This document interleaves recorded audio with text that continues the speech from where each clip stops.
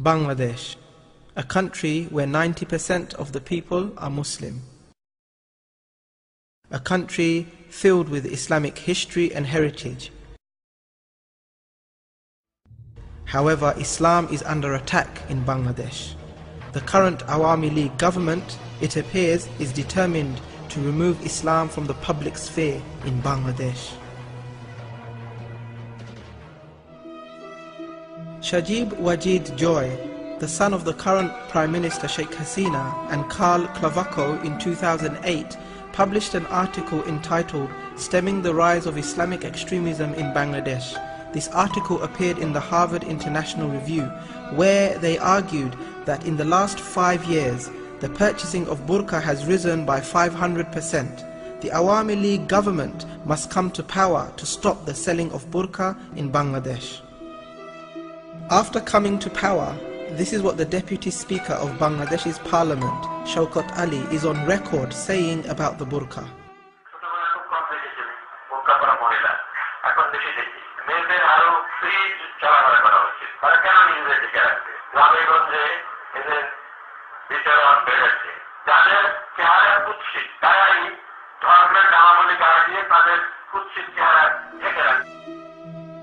Such words from a senior government figure displays Awami League government's hatred against women who, out of modesty and a desire to please Allah subhanahu wa ta'ala, choose to wear the burqa. Increasingly, women who, due to Islamic conviction, have chosen to wear the burqa in the public domain are coming under pressure from places of work and education to abandon this religious obligation. Ma'am উনি বলছেন যে আমরা যদি nursing ভালোমতো করি, মানুষের সেবা করি, তাহলে আমাদের নামাজের দরকার হবে না। নামাজ কে দেখে, কিন্তু নার্সিং সবাই দেখবে। আমাদের শুধুমাত্র একটা নামাজ ঘর, সেখানে সকল মুসলিম মেয়েরা নামাজ পড়তে পারে, সেটার জন্যই ওদের এত সমস্যা, সেটাও বন্ধ করে দিতে। The most recent attacks on Muslim women occurred when 20 students observing the Islamic burqa belonging to various educational institutions were arrested for no apparent reason. Police raided their offices and found copies of the Holy Quran, Islamic books, as well as other Islamic literature. However, the police falsely informed the media that their search uncovered terrorist literature and a plot to carry out a terrorist attack. The 20 women were taken to Ramna prison, where all 20 were forced into one prison cell. Despite the freezing conditions, the women were not provided blankets, nor did they have access to drinking water or food. The women complained about their inability to make ablution and pray. Their relatives were not allowed to visit them. Amongst the 20 arrested was a 5-month pregnant woman.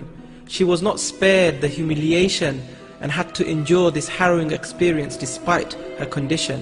In fact, this lady was forced to climb 8 flights of stairs at the courthouse, even though a lift was situated nearby. Shockingly, the judge approved 2 days of remand for 19 women, despite there being no evidence of them committing a criminal offence. It has been alleged that these women have been tortured and denied their human rights while in remand. They were forced to take off their hijab. They were dragged by their hair and forced to the floor.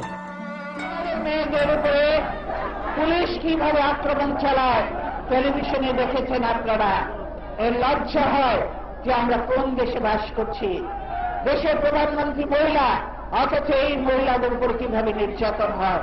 কয়েকদিন আগে দেখেছেন কতজন মহিলাকে ধরে নিয়ে গেল, প্রার্থনাশীল 16 জন মহিলাকে, প্রার্থনাশীল মহিলা, তাদেরকে ধরে নিয়ে গেল। ধরে নিয়ে যে শুধু ক্ষান্ত হয় নাই, তাদেরকে রিমান্ডে নিয়েছে, তাদেরকে অত্যাচার চালাচ্ছে। আমার দেশের মানুষ আমার মায়েদের উপরে এইরকম নির্যাতন করছে, এই জন্য কি আমার পিতামহ প্রাণ দিয়েছিলেন মুক্তিযুদ্ধে?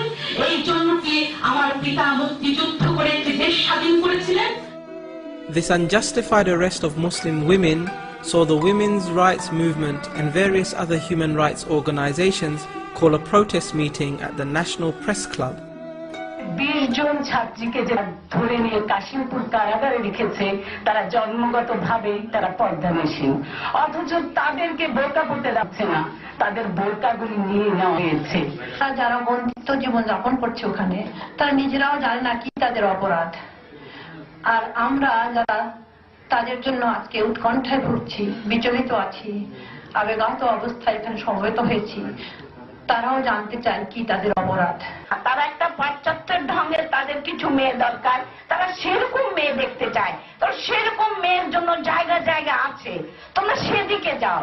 আমাদের এই ঢেকে ঢুকে আমরা একটু ভালোভাবে মেধা চর্চা করে, নিজেদের ইজ্জত হেফাজত করে, আমাদের পরিবারের ইজ্জত হেফাজত করে, বাপমাকে কলঙ্কিত না করে, সমাজ রাষ্ট্রকে বঞ্চিত না করে, কলঙ্কিত না করে আমরা একটা ভালো কিছু করতে চাই।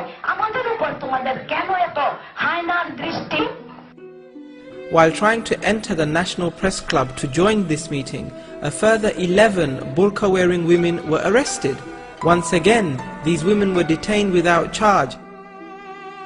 In court, these women were forced to remove their hijab and burqa. 1,000 Muslim scholars have condemned these attacks on burqa-clad women, particularly the fact that their hijab was forcibly removed at the courthouse. The National Fatwa Board said in a statement that forcibly removing the burqa from these women is like declaring war against Islam. Even in non-Muslim countries, this kind of treatment toward Muslim women is unheard of. Attacks on Muslim women observing burqa has revealed the hatred that the Awami League has for Islam. Their actions has been condemned by political, religious and community leaders across the country.